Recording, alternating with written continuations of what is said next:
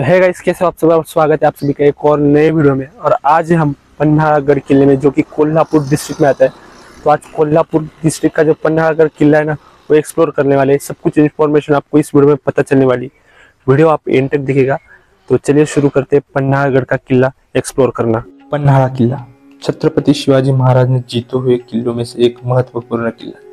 ये किला ज्यादा इस बात के लिए पहचाने जाने लगा, यह चर्चित रहा जब आदिल शाह का सरदार सिद्दी जोहर ने इस किले को घेर रखा था, वो भी 40,000 सेना के साथ। जब शिवाजी महाराज सुरक्षित पूर्वक यहाँ से निकले तो उसमें उनके मावलों का हाथ तो था ही, साथ ही में उनका जिगर बाज मावला वीर शिवा कासिद और पाजी पप्पू देशपांडे का भी काफी महत्वपूर्ण योगदान था।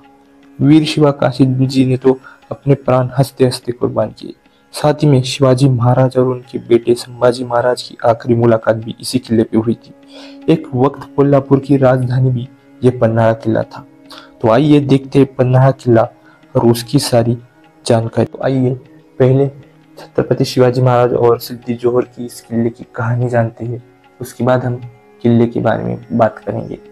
तो अफजल खान को मारने के बाद लगभग 18 दिनों में ही छत्रपति शिवाजी महाराज ने यह किला जीत लिया था।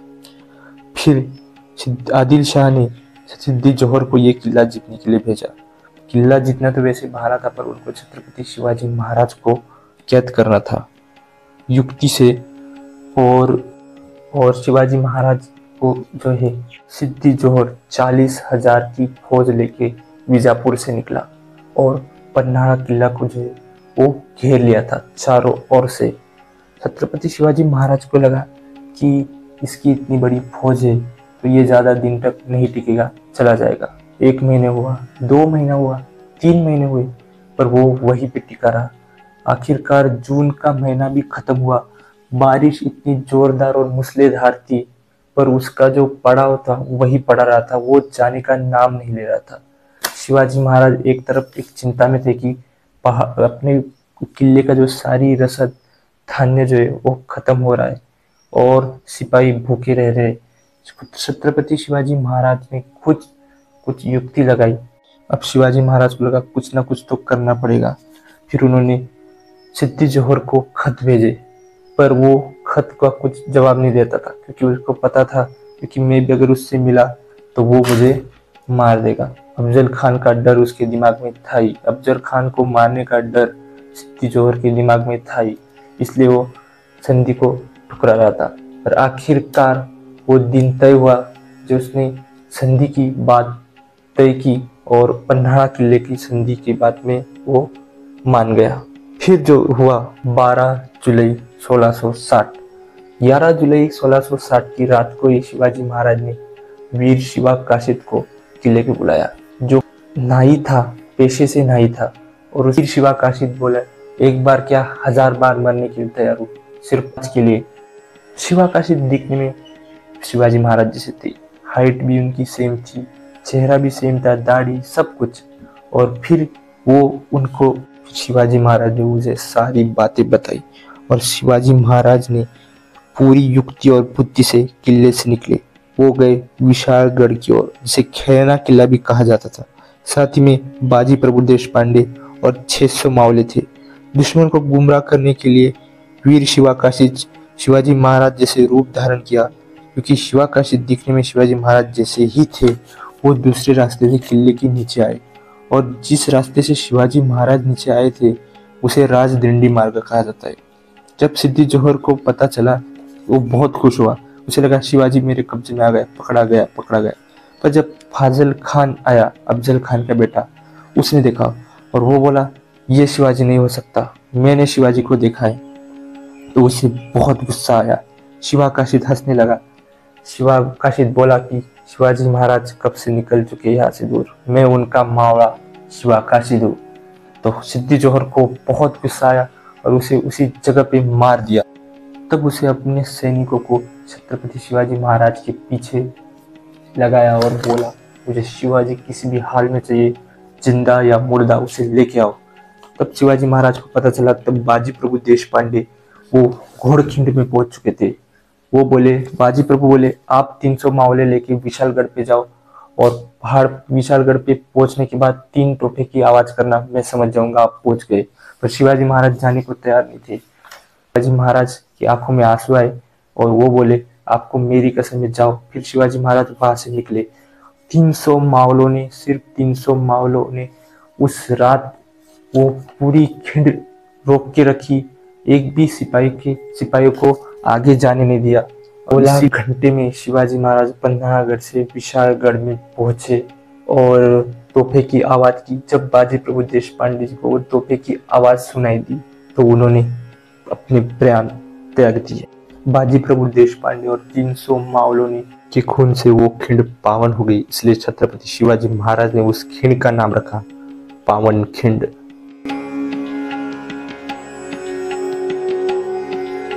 किले में मुख्य 3 दरवाजे, दुश्मन आसानी से अंदर ना आ पाए, इसलिए छत्रपति शिवाजी महाराज ने ये बनवाए थे। किला आज भी अच्छी हालत में है। अगर बात की जाए किले की तो किला काफी पुराना है, 1200 से 1100 साल पुराना इसे इतिहास है। किले का बांधकाम जो शिलाहर राजा भोज ने बनवाया था। फिर बहुत से सत्ताएं आई जिन्होंने इस किले पे राज किया, जिनके हाथों नीचे ये किला गया था, जिसमें यादव हो गए, मुगल हो गए, आदिल शाही हो गई, मराठे हो गए और आखिरकार आखिरी में ये किला ब्रिटिश के हाथों में था। किले का बहुत सा काम जो आदिल शाह के शासन में भी हुआ, छत्रपति शिवाजी महाराज ने भी बहुत सा काम इस किले का किया था। सबसे पहले हम देख रहे हैं अंबरखाना यानी कि हाथी पे जो बैठने के लिए आसन बनाया जाता है, उस आकार का ये अंबरखाना बनाया गया था। ये यानी आप कह सकते हैं धान्य कोठार, गोदाम कह सकते हैं, जहाँ पे उस जमाने में जो ये धान्य यानी कि अनाज रखा जाता था। और यहाँ पे 3 धान्य कोठार आपको देखने को मिल जाएंगे, जो कि गंगा, यमुना और सरस्वती। उसमें ज्यादातर भात, नाचनी और वरी के जो है वो अनाज रखे जाते थे, यानी कि जो इस कोकण प्रांत में ज्यादा फेमस है, यानी कि प्रोडक्शन यहाँ पे राइस का ज्यादा होता है, इसलिए यहाँ पे रखे जाते थे। जो आपको बड़ा वाला आपको अनाज रखने का गोदाम दिख रहा है, इसमें 25,000 खंडी यानी 5 लाख जो है गोरिया भर के इसमें जो है राइस, भात या तांदूल रखा जाता था। अंबरखाना अंदर से देखा जाए तो काफी बड़ा और विशाल है। ऊपर जो आपको छोटे छोटे होल दिख रहे हैं, वहीं से जो है शिवाजी महाराज के सैनिक जो है यहाँ पे वो पूरा अंबरखाना में धान्य भरते थे, गोदाम में पूरा अनाज भरते थे और इसको पूरे नीम के पत्तों से ढक देते थे। जिसको भी इसकी जरूरत होती थी, तो यहाँ पे स्लोप देख रहे हो, इस स्लोप में ये छोटा होल देख रहे हो, वहां पे लकड़ी डाल दी जाती थी और जब भी इसको जरूरत होती थी अनाज की, तो वो लकड़ी निकाल दी जाती थी, तो अनाज अपने आप नीचे आ जाता था स्लोप की वजह से, और जितना लगता था उतना लेते थे और फिर से उस स्लोप को ढक दिया जाता था। आगे हम देखेंगे जिसे अंधार बाव कहा जाता है। अंधार यानी अंधेरा, बाव यानी विहीर यानी कुआं। तो कोकण में बाव को यानी कि कुएं को बाव कहा जाता था। ये 3 मंजिला इमारत है। पहले मंजिल पे सैनिकों के रहने के लिए व्यवस्था की जाती थी। दूसरा जो मंजिल है, यहाँ पे चोर दरवाजा था, जहाँ से अगर किले पे किसी का आक्रमण हो गया या किले पे किसी ने अधिकार जमा लिया तो यहाँ से भागने के लिए आसानी होती थी। और तीसरा जो है वो कुआं है, यहाँ पे पानी रखा जाता था सैनिकों के लिए। बात की जाए किले पे तो 100 से भी ज्यादा कुएं और 3 बड़े तालाब है, जिसमें सोमेश्वर बड़ा तालाब है। 3 दरवाजे के सामने ही आपको छोटा सा मारुति का मंदिर देखने को मिल जाएगा, जो कि शिवकालीन मारुति का मंदिर है। सामने आपको एक दरवाजा बड़ा देखने को मिल जाएगा, 3 दरवाजा कहते हैं उसे, जिसे कोकण दरवाजा भी कहा जाता है।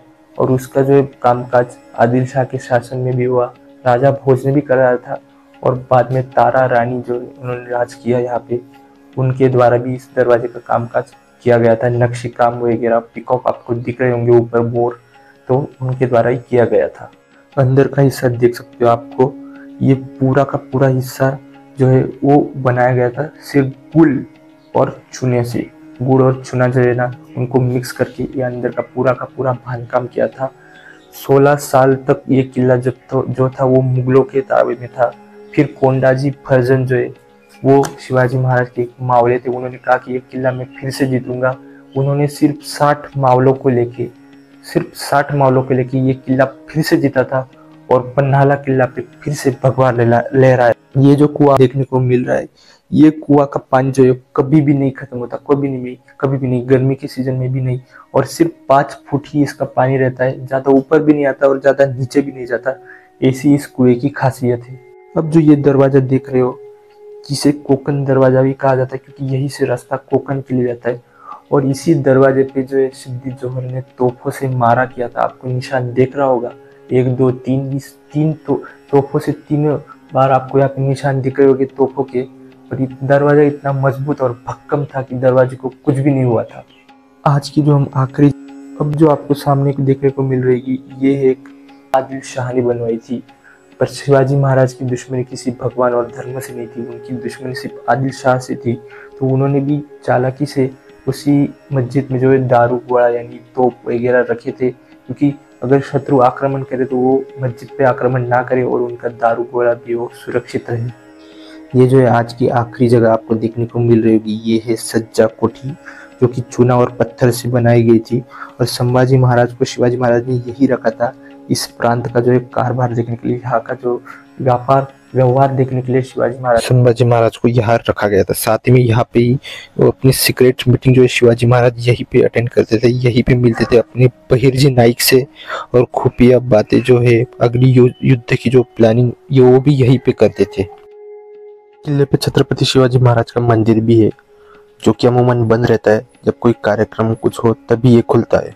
मंदिर के सामने ही आपको तारा रानी का राजवाड़ा देखने को मिलता है, जहाँ पे अभी स्कूल होती है और बच्चों को वहाँ पे पढ़ाया जाता है। किले पे आपको वाघ दरवाजा भी देखने को मिल जाएगा, जो भी बहुत पुराना है।